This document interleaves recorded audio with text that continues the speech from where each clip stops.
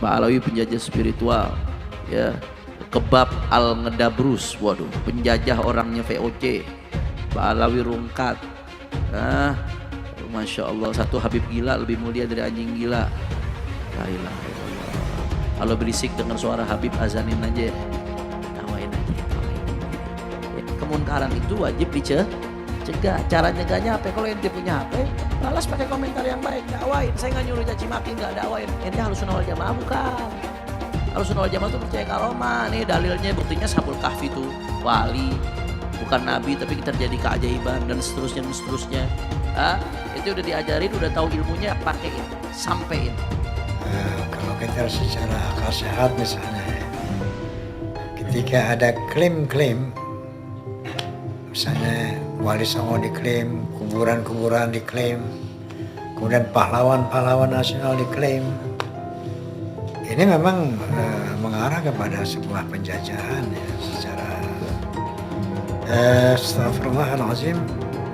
Nah, inilah yang harus kita duduk mengklarifikasi ini dengan para Bahalawi. Bener apa nggak begini gitu kan?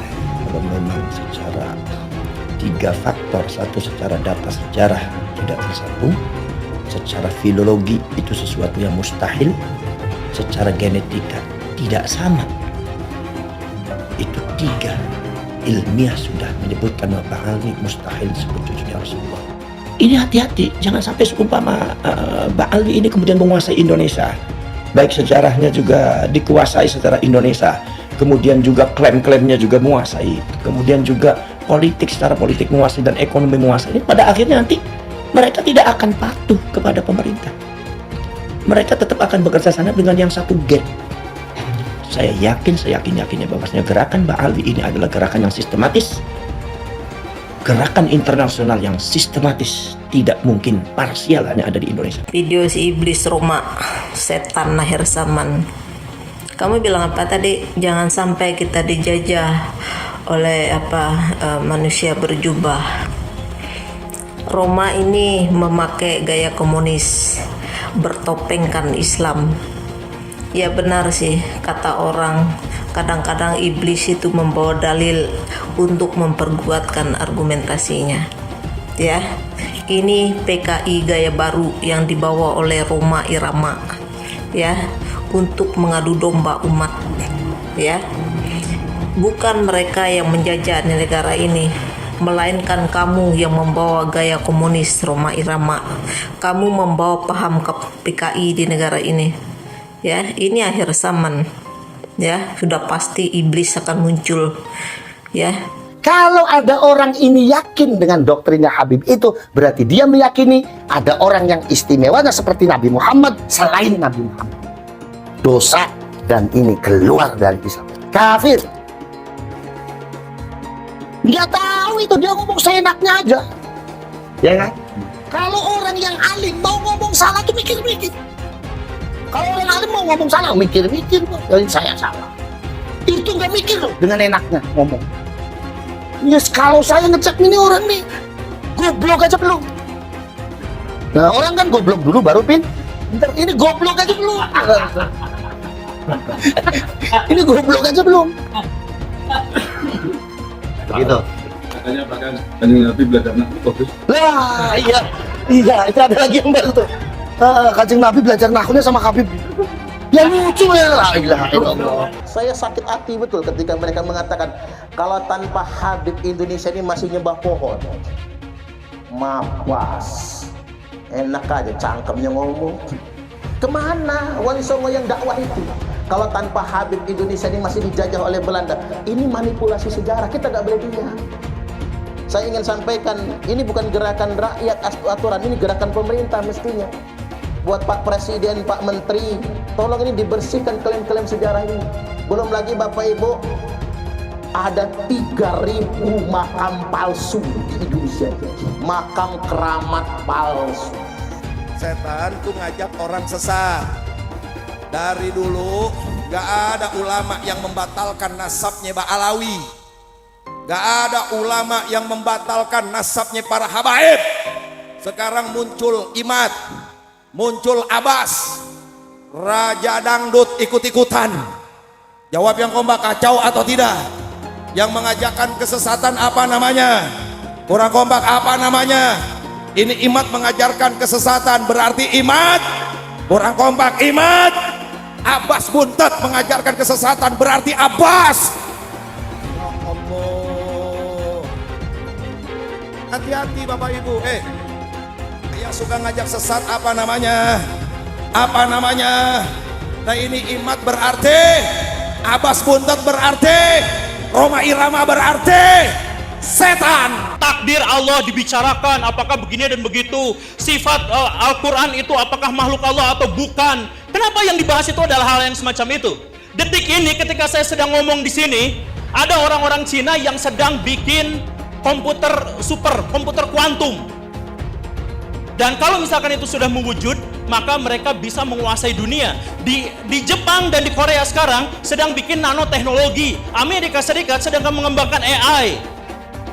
Coba saya tanyakan, perintah Allah adalah untuk membahas hal-hal seperti itu, mengkaji hal-hal seperti itu, mengkaji ayat-ayat kauniyah, membahas tentang ciptaan-ciptaan Allah. Tapi kita tidak melakukan seperti itu. Yang kita lakukan adalah membahas tentang Allah, tentang takdir, tentang perbuatan Allah. Lalu kita klaim sama-sama, kamu masuk neraka. Itu kan gitu kan kita tuh sekarang tuh kan. Itu perbuatan-perbuatan Allah, tapi malah kita yang mengklaimnya. Kamu masuk neraka, kamu masuk surga, kamu selamat, kamu tidak selamat, dia syahid. Tahu dari mana itu? Itu kan perbuatan-perbuatan Allah, tapi itulah yang jadi bahan perdebatan kita. Perdebatan kita di ruangan ini sekarang. Taubat kalian semua. Saat ini tempat kita kedatangan kiswah penutup makam baginda Nabi Muhammad. Jadi kiswahnya kita sudah bawa, ada kiswah Nabi dan ada kiswah Ka'bah. Kalau kiswah Ka'bah Anda banyak dapetin. Anda bisa melihat, Anda bisa menyentuh. Ketika Anda haji dan umrah mungkin itu terjadi. Dan Anda bisa menyentuh dan mencium kiswah Ka'bah. Tapi kalau kiswah Nabi ini adalah hal yang sangat sulit, saudara. Jangan lagi sentuh kiswah Nabi yang ada di dalam hujrah Nabi. Anda sentuh saja pagar yang menghalangkan daripada jamaah dengan megamnya Rasul Shallallahu Alaihi Wasallam, mungkin Anda sudah diusir, saudara, dikatakan syirik dan lain sebagainya. Namun subhanallah dan alhamdulillah, ternyata Allah takdirkan yang ada di dalam kamarnya Rasulullah, makbarahnya Rasulullah, kuburnya Rasulullah, ternyata kiswah itu bisa datang ke Madura. Assalatu wassalamu alaika ya Rasulullah. Assalatu wassalamu alaika ya Rasulullah.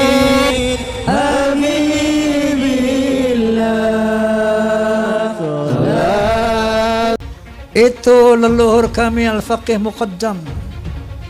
Mi'raj satu malam 70 kali. Rasulullah sallallahu alaihi wasallam hanya diizinkan Allah Mi'raj ke Sidratul Muntaha seumur hidup 1 kali. Ketika ada orang mengatakan bahwa moyang kami bisa Mi'raj 1 malam 70 kali, ini telah merendahkan Rasulullah, telah menghina Rasulullah sallallahu alaihi wasallam. Ada lagi berita-berita khurafat. Leluhur kami kalau tidak malu sama Allah dapat memadamkan api neraka cuma dengan kelingking. Menghina Nabi sekarang menghina Allah subhanahu wa ta'ala. Banyak lagi cerita seperti itu. Leluhur mereka semuanya wali, bisa nurunkan emas dari langit. Yaman itu negeri paling miskin di Timur Tengah. Bagaimana kita percaya dia bisa nurunin emas dari langit? Nah, ini membuat satu faktor menguatnya keraguan saya tentang apa iya cucu Nabi ini kayak begini. Dari 3 disiplin ilmu ini, menurut sejarah, menurut ilmu nasab, menurut ilmu filologi, menurut ilmu DNA, maka muncullah hakul yakin bahwa Ba'alawi bukan keturunan Nabi Sallallahu Alaihi Wasallam. Mitos tentang kesucian Habib di Indonesia perlahan runtuh. Bila semula para Habib seperti Rizik Syihab atau Bahar Smith dipercaya sebagai manusia suci yang harus dipercaya dan diikuti perintahnya, rasa hormat terhadap para Habib pun perlahan memudar. Di beberapa daerah saat ini berulang kali terjadi pembongkaran makam Habib Keramat. Pembongkaran makam ini adalah bagian dari gejala lebih besar pembongkaran kepalsuan tentang Habib sebagai keturunan Nabi Muhammad. Para Habib di Indonesia tidak bisa dianggap sebagai keturunan Nabi Muhammad. Para Habib seperti Habib Rizik Syihab atau Habib Bahar Smith justru melanggar ajaran Islam. Sudah saatnya masyarakat Indonesia tidak lagi percaya pada mitos-mitos tentang Habib sebagai keturunan Nabi yang suci. Habib Bahar berkata, satu Habib lebih utama daripada 70 kiai. Yang ngomong bukan Bahar bin Smith. Itu saya lagi buka kitab, bukan lagi ceramah. Saya lagi ngajar santri, biar santri ini tahu Thariqah Ba'alawi syarifun wahidun, satu Habib afdal min sab'ina aliman, lebih utama daripada 70 alim. Kita lihat sedih sekarang di media sosial, ya Allah. Kalau ada ulama, ada habib, ada kiai bicara tentang karamah wali, dipotong, diolok-olok, diejek-ejek, dibilang halu, dibilang khurafat. Andai kata ada bicara karamah wali-wali Allah mendapatkan sesuatu yang ajaib, yang dahsyat, yang di luar nalar, itu memang bisa terjadi. Jangan juga ente ingkar. Kalau wali punya karamah menurut keyakinan Ahlussunnah wal Jamaah, namanya karamah wali itu ada, fakta, nyata.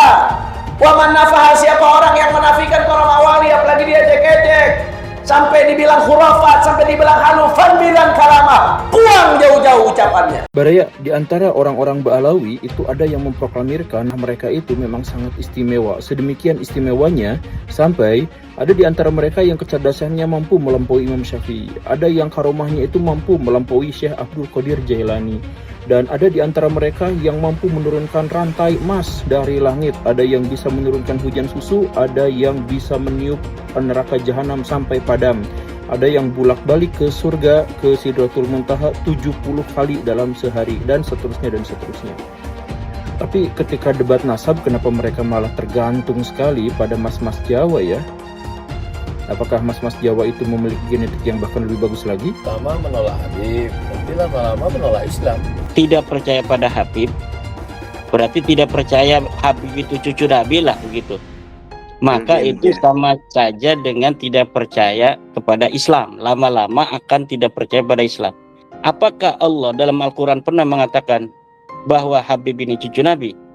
Sehingga kalau tidak percaya kepada Habib itu cucu Nabi, itu kita sama dengan tidak percaya kepada Allah. Tidak ada. Ketika membela nasab para habaib ini, minimal ada narasi-narasi ilmiah yang diungkapkan. Termasuk juga Ustadz Ar-Raji Hasim ya. Ustadz Ar-Raji Hasim, Ustadz Abdul Somad, Ustadz Yahya, ya Buya itu kan marketing aja itu kan. Ada orang yang menempelkan gelar Buya itu sebagai marketing branding untuk kemudian meminta sumbangan di YouTube atas nama pesantren, atas nama santri dan lain sebagainya. Jamaahnya saja bukan jamaah NU, itu sama dengan para mukibin ustadz-ustadz pendukung Habib itu yang sekarang membela nasab Habib itu sebenarnya tidak ada kaitan dengan NU. NU menolak khilafah. Ustadz Abdul Somad ini pendukung khilafah. Satu kaki Habib itu lebih tinggi, lebih mulia dari 70 kepala kiai. Kan gitu, itu kan penghinaan betul. Kalau orang tidak terhina dengan ini, saya kira tidak rasa kebangsaannya rendah. Karena itu dinyatakan, harusnya ditegur lah. Habib itu meskipun mabuk, berzina, itu jangan dimarahi. Karena kalau Habib itu pasti masuk surga. Nah, yang begitu itu membodohi bangsa Indonesia. Habib gila pun, kalau turun Nabi gila sekalipun nggak apa-apa itu masuk surga, kan gitu. Kalau kayak Indonesia tuh apa? Kamu kan kalau nggak ada Habib, kamu nyembah batu kan? Masa iya begitu? Saya ini nggak tahu ya sejak kapan munculnya Habib ini sebagai kelas sosial yang tinggi gitu ya. Ba'alawi kalau bagi saya bukan gitu ya, bukan turunan Nabi karena dari filologi jelas ya. Kemudian dari historik jelas. Kemudian juga DNA yang terakhir itu. Belajar sama satu Habib sama ukurannya belajar dengan 70 kiai, sama ukurannya belajar dengan 70 kiai, betul nggak Habib? Satu Habib, walaupun Habibnya jahlun maksudnya bodoh kata Iwa, walaupun Habibnya jahlun maksudnya bodoh kata Iwa, itu ukurannya perbandingannya amat 70 kiai yang alim.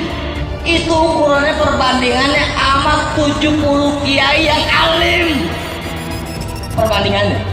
Sayyidul Imam Faqihil Muqaddam di dalam manaqib sejarah hidup beliau diceritakan bahwa Al-Imam Faqihil Muqaddam adalah orang-orang yang besar, beliau adalah orang-orang yang hebat.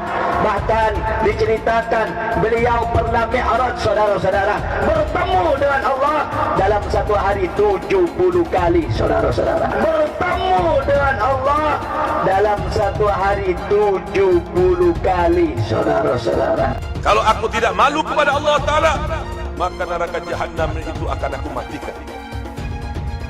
Kalau aku tidak malu kepada Allah Ta'ala, maka neraka jahanam itu akan aku matikan. Al-Hamid ngeluarin rantai emas dari langit. Wah. Keramatnya Al-Hamid tuh, ngeluarin rantai emas dari langit sampai ke bumi. Lagi ngobrol sama kakaknya Al-Muhdhar nih, Syekh Umar Muhdhar. Ayo wahai Syekh Umar Muhdhar, dilihat keramatannya, nurunin rantai emas dari langit sampai ke depan dia. Ini Habib Syekh Umar Muhdhar ketawa doang. Dia bilang sama adiknya, Al-Hamid, coba lihat tuh paling atas siapa? Gak tahu ada Syekh Umar Muhdhar megangin rantai dari atas. Beliau angkat tangan kepada Allah Subhanahu wa taala sambil mengatakan, ya sama subbil laban walad Abdullah dakhal adan. Wahai yang menciptakan langit, yaitu Allah, turunkan hujan susu. Turunkan hujan susu. Dihujani apa? Susu. Subbil laban, hujankan susu. Walad Abdullah dakhal adan, karena saya anaknya bapak saya Habib Abdullah bin Abi Bakar mau masuk ke kota ini. Gak lama dari selesai doanya beliau langsung hujan susu. Masya Allah. Ada muridnya Habib Salim Jimdan namanya Abdurrahman. Nih Bang Maman, kalau kita panggil Bang Maman. Bang Maman ini sholatnya berantakan.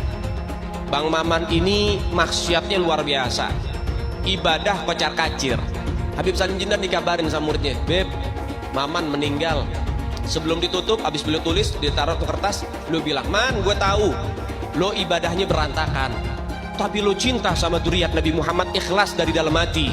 Nanti kalau malaikat munkar nakir datang nanya pertanyaan kubur, jangan lo jawab, Man, lo kasih surat dari gue, lo masuk surga tanpa hisab. Umat Islam mulai gaya, mulai mengkoreksi Habibnya, mulai mengkoreksi Habibnya, mulai mengkoreksi ulama-ulama dari anak cucu Nabi Muhammad SAW. Orang yang seperti itu mirip dengan iblis. Orang yang seperti itu mirip dengan iblis. Sudah dijelaskan, orang yang mati bawa benci sama keluarga Nabi, bukan hanya umat Nabi dia keluar, saudara. Bukan hanya keluar dari umat Nabi, sampai dia keluar dari agama, keluar dari Islam, saudara sekalian. Artinya apa? Tidak ada kesempatan mendapatkan pertolongan dari baginda Nabi Muhammad. Man ahabbahum ahabbahallah. Siapa yang cinta dengan keluargaku para habaib, dzurriyyat Nabi Muhammad, ahlul bait Nabi, maka dia akan dicintai oleh Allah. Wa man abghadahum abghadahallah. Siapa yang benci kepada keluargaku, maka dia juga akan dibenci oleh Allah Subhanahu wa taala. Rasa kebanggaan saya terhadap Indonesia itu ternodai oleh sikap-sikap beberapa habaib dan para pejuang Indonesia itu diremehkan. Misalnya cerita bahwa proklamasi kemerdekaan Mei 17 Agustus itu karena bisikan Habib tertentu kepada Bung Karno, itu kan tidak pernah ada dalam cerita itu. Tidak ada Habib, cerita Habib ini tidak pernah ada di dalam sejarah, kecuali dulu menjadi Usman Yahya itu menjadi muftinya Belanda yang mengharamkan kita melawan Belanda. Justru itu Habib yang jelas itu tertulis dalam sejarah. Kalau Habib berbisik ke Bung Karno kapan? Dan tidak pernah ada cerita itu. Nah kok sekarang lalu Habib, lalu para pejuang dihabibkan semua kan? Di Ponegoro, Siapa lagi? Imam Bonjol. Wah, itu kebanggaan orang Jawa loh di Ponorogo itu. Lalu dihabibkan. Habib dari mana? Limited edition ini. Muka-muka impor. Kalau lo kan muka lokal. Hidung pesek, pipi tembem. Mata belok. Persis kayak celengan Semar. Sekarang ada disebut hal rame, dibicarain di TikTok. Saya punya kakek yang baru jelek-jelekin, Habib Utsman bin Yahya. Dia bilang antek Belanda. Zaman dulu itu Belanda luar biasa loh. Habib Utsman punya langkah. Bila memang dalam kitabnya Manhajul Istiqamah ada membahas untuk tidak ada pemberontakan, tapi bacanya yang jelas, jangan cuma pas garis itu aja. Itu di situ disebutkan. Bahkan bukan cuma Habib Utsman, dulu almarhum Ki Haji Hashim Asy'ari juga begitu.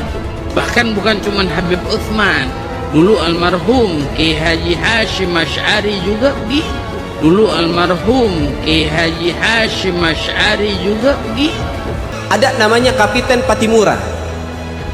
Kapiten Patimura ini adalah sosok kiai besar dari Maluku. Nama aslinya adalah Kiai Haji Ahmad Lusi. Memiliki pondok pesantren besar di Maluku, Indonesia bagian timur. Al-Habib Ali bin Abdurrahman Al-Habsyi Kuitang, beliau yang memfatwakan ketika tanggal 17 Agustus Soekarno membacakan teks proklamasi mendeklarasi daripada kemerdekaan di Indonesia. Beliau di hari Jumat itu, ba'da Jumat beliau fatwakan, sekarang saya fatwakan setiap tanggal 17 Agustus wajib pasang bendera merah putih di rumah-rumah kalian. Siapa yang nyuruh? Itu fatwa Habib Ali bin Abdurrahman Al-Habsyi Kuitang. Bendera merah putih, siapa yang memberikan instruksi kepada Bung Karno untuk membuat bendera merah putih sebagai bendera Indonesia? Itu adalah fatwa Al-Habib Idrus bin Salim Al-Jufri Palu Al-Khairat. Lambang negara Garuda, siapa yang buat? Al-Habib Asy-Syarif Hamid Al-Gadri dari Pontianak, keluarga baginda Nabi Muhammad. Lagu 17 Agustus, Pramuka, lagu syukur, siapa yang buat? Al-Habib Husain Al-Mutahhar dari Semarang, dzurriyyah baginda Nabi Muhammad.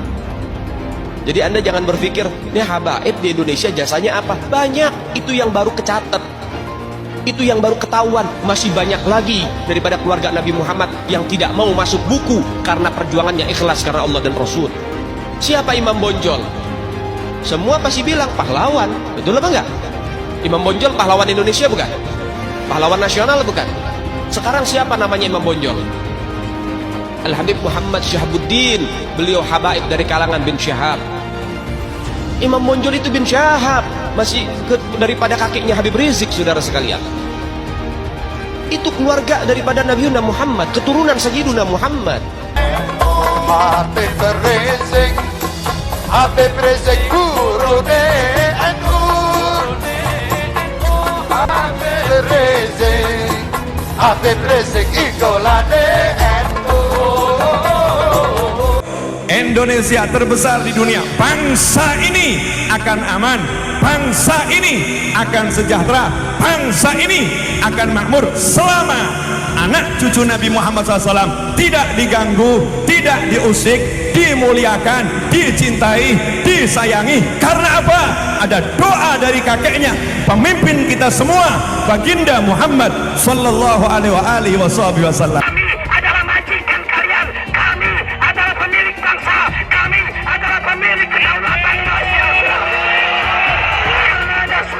Hai teman-teman, tahun ini adalah tahun yang bagus untuk trading di market kripto, terutama Bitcoin dan kripto lainnya. Teman-teman bisa gunakan kesempatan ini untuk mencari cuan dengan trading di market kripto. Untuk trading, teman-teman cukup registrasi dengan menggunakan link di kolom deskripsi, lalu deposit, tentukan apa yang ingin kalian tradingkan, lalu tekan tombol buy. Sesimpel itu. Jika ada pertanyaan, teman-teman bisa hubungi WhatsApp di kolom deskripsi. Saya juga mau mengajak teman-teman untuk bergabung di komunitas trading yang ada di kolom deskripsi. Di sana saya akan memberikan sinyal trading yang bisa teman-teman ikuti. Seperti biasa, kalau kamu suka dengan video ini, jangan lupa komen, klik like, dan subscribe. Meskipun kita sudah puluhan tahun merdeka, ternyata sebagian masyarakat kita masih belum menikmati kebebasannya. Masih banyak orang yang terjajah dengan embel-embel predikat, gelar, garis keturunan, dan lain-lain. Dan lucunya, mereka menikmati benar penjajahan itu. Bahkan sebagian dari mereka menganggapnya sebagai penebusan dosa dan maksiat yang pernah mereka lakukan sebelumnya. Semakin lemah ekonominya dan semakin rendah tingkat pendidikannya, maka semakin tinggi pula pemujaannya kepada sebuah sosok yang mereka anggap bisa menyelesaikan semua masalah hidupnya. Hanya di sini supaya laku harus dibungkuslah dengan agama dan diperkuat dengan narasi keturunan Nabi. Modelnya sama aja, pemujaan terhadap pribadi atau kita kenal dengan nama kultus individu. Rizik Syihab, Bahar Smith. Penjajahan spiritual model begini bukan hanya terjadi di Indonesia saja, bahkan banyak terjadi di beberapa negara berkembang. Di Afrika contohnya, banyak sekali sekte-sekte pemujaan kepada sosok yang kemudian berkembang menjadi sebuah agama. Perhatikan aja lah, hampir semua jamaah Rizik dan Bahar berasal dari mereka yang ekonominya lemah dan pendidikan mereka rendah. Dengan jualan Habib atau keturunan Nabi, Rizik dan Bahar hidup bermewah-mewah dari hasil jualan agama. Gesekan inilah yang kemudian membangun stigma Arab Yaman yang dibangun oleh citra jelek Rizik Syihab, Bahar bin Smith, dan banyak keturunan Arab lainnya yang jualan gelar Habib untuk kepentingan perutnya. Bahar Smith sendiri dikenal sebagai penggila mobil mewah. Koleksi mobilnya ada beberapa. Yang sering kita lihat di media ada Land Cruiser, ada Mazda Miata, Pajero Sport, dan sampai Mercedes-Benz dengan plat nomornya yang mahal juga. Dulu pembawa agama menyumbangkan hartanya untuk kebaikan umat, kalau sekarang malah umatnya yang menyokong kemewahan penceramah agamanya. Perhatikan saja dengan baik, jangan dengan fanatisme buta. Manakah di antara penceramah agama yang sering tampil di TV itu yang hidupnya susah? Gak ada. Mereka malah seperti YouTuber, memamerkan rumahnya, mobilnya, bahkan istri-istrinya. Dan coba lihat jemaahnya. Bandingkan dengan gaya hidup Bahar Smith seperti bumi dan langit.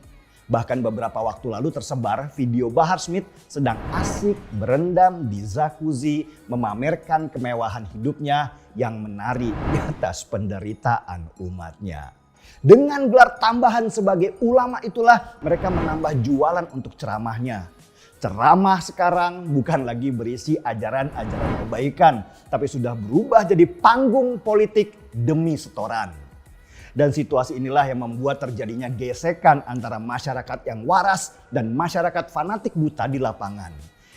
Sakit memang melihat bagaimana agama dijual begitu murah untuk kepentingan dunia. Perbudakan spiritual atas nama keturunan Nabi ini kemudian menjadi masalah di negeri ini. Karena ternyata nafsu keserakahan mereka bukan hanya terhadap harta saja, tapi juga kekuasaan atas nama negara. Para politikus itu butuh suara untuk mendapat kursi dengan memanfaatkan penjual gelar Habib yang punya jamaah banyak itu. Dan disinilah kita sekarang. Ketika para penjual gelar Habib itu merasa di atas segalanya, merasa dibutuhkan, merasa penting, dan merasa berkuasa. Atas nama agama yang mereka jual, mereka membangun persepsi bahwa ulama ada di atas negara. Demokrasi di dalam politik di Indonesia memunculkan para penjual gelar Habib itu ya bersentuhan dengan dunia politik yang ternyata jauh lebih mewah dari sekedar mencari makan dari jemaah. Dan mulailah mereka kemudian ikut mencari makan di sana karena kebutuhannya juga ada. Memang harus begitu. Saya Muslim dan saya menentang keras orang-orang yang mengatasnamakan Islam untuk kepentingan perutnya. Sebenarnya apa yang saya lakukan dan banyak teman-teman Muslim lainnya dalam melakukan counter terhadap oknum-oknum yang menjual agama, inilah yang disebut sebagai membela agama. Mereka keluar dan mulai menyuarakan suara mereka dan bergerak di lapangan. Harus seseorang yang beragama Islam yang bersuara keras terhadap oknum di dalam Islam. Karena kalau dia Kristen misalnya, dia bisa dibelokkan ke arah penistaan agama, akan lebih rumit jadinya. Cita-cita saya dan teman-teman saya itu sederhana, satu dan sama. Bagaimana caranya menjaga warisan para pahlawan kita dulu supaya negeri ini bisa hidup dalam nuansa Bhinneka Tunggal Ika. Semua punya kesempatan yang sama. Perbedaan itu ada untuk mengajarkan kita semua. Agama dibela supaya jangan dirusak oleh orang-orang yang mengaku memakainya. Membela agama bukan berarti sibuk merusak hubungan antar agama, tetapi justru menyingkirkan oknum-oknum di internal agama yang berusaha merusaknya.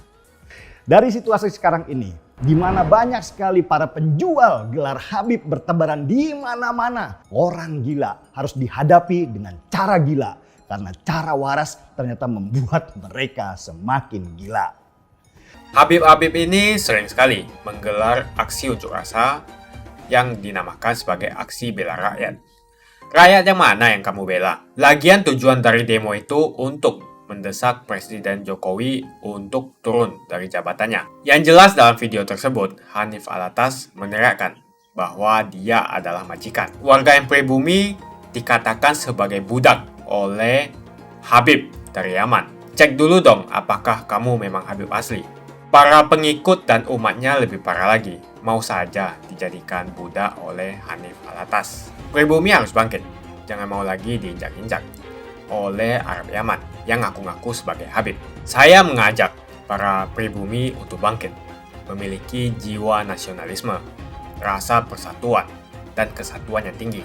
Jangan mau lagi dikibuli oleh orang-orang seperti Bahar Smith dan Rizik Syihab yang ngaku-ngaku sebagai Habib.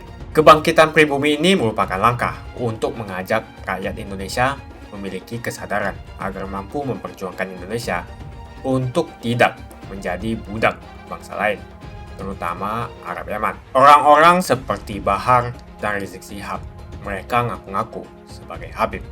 Bisa saja mereka Habib palsu, karena tidak ada pembuktian cek keturunan bahwa betul mereka adalah keturunan Nabi. Jangan terus mengibuli masyarakat dengan menjual nazab. Jual nazab untuk mengumpulkan pundi-pundi rupiah dan kaya raya dengan mengibuli masyarakat. Lihat si Bahar dan si Rizik. Dari miskin jadi kaya. Bahar Smith yang dulunya tidak punya mobil sekarang mempunyai banyak koleksi mobil-mobil mewah. Kalau mobilnya dijual semua, mungkin mencapai hingga puluhan miliar. Yang menjadi pertanyaan, apakah dia membayar pajak? Lalu dari mana penghasilan miliarannya itu? Dengan ceramah dan menjual ayat, si Bahar Smith bisa membeli mobil mewah yang harganya miliaran. Coba cek pajaknya. Apakah dia membayar pajak? Tidak pantas seorang mengaku cucu Nabi, tapi kelakuannya tidak ada kesopanan sama sekali. Ada juga murid dari Bahar Smith yang mengatakan satu Habib bodoh sama dengan 70 kiai alim. Mau sampai kapan bangsa Indonesia mampu dia menahan diri dan membiarkan bangsanya sendiri dihasut, diadu domba, diperdaya dan diperalat, bahkan diperbudak oleh manusia-manusia keturunan Yaman yang notabene pendatang dan belum jelas juga Habib asli atau bukan. Disuruh lakukan cek keturunan dia takut, gak berani. Berani tidak mereka yang ngaku Habib itu melakukan tes untuk membuktikan mereka betul keturunan Nabi? Kalau para Habib tidak berani melakukan tes, jangan disanjung-sanjung. Apalagi ajaran yang disampaikan penuh dengan ujaran kebencian, seperti Bahar Smith, Rizik Syihab, dan penceramah-penceramah lainnya. Tak usahlah panggil Habib-Habib, seakan-akan keturunan Arab kastanya lebih tinggi dari keturunan pribumi atau keturunan Cina. Seakan-akan Cina dan pribumi di bawah orang Arab. Namun Cina sudah menjadi nomor 1 di dunia. Dan saya percaya Indonesia akan menjadi negara maju dengan mayoritas pribumi. Seharusnya Arab Yaman harusnya belajar dari negeri Cina. Seperti kata kitab suci, belajarlah sampai negeri Cina. Begitu saja opini saya hari ini. Tuliskan opini kalian tentang Bahar Smith di kolom komentar. Jika kalian setuju dengan pendapat saya, ayo tekan like di video ini. Dan bagikan video ini ke teman dan family Anda supaya mereka semua mengetahui tentang informasi ini. Tekan tombol subscribe dan bunyikan lonceng notifikasi supaya kamu tidak ketinggalan